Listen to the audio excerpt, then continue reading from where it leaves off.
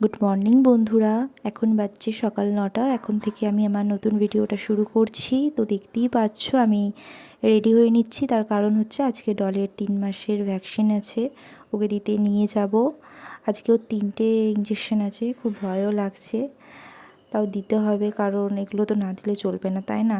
তো আজকে মেয়েটার খুব জ্বর আসবে, ও একই এত রোদ গরম, তার উপরে যদি জ্বর আসে বুঝতেই পারছো কতটা কষ্ট হবে। আর দেখতেই পাচ্ছ আমি এখন রেডি হয়ে গেছি, এরপর বেরোবো।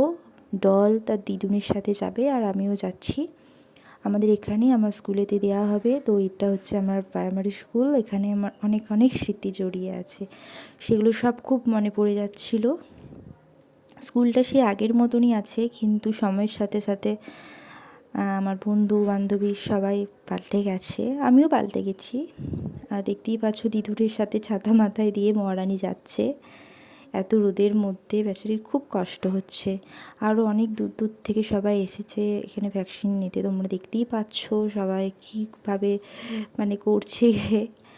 তো খুব কান্নাকাটি করছিল ডল, সেই জন্য আর আমি পুরো ভিডিওটা নিতে পারিনি, এখানেই ভিডিওটা আমি শেষ করলাম।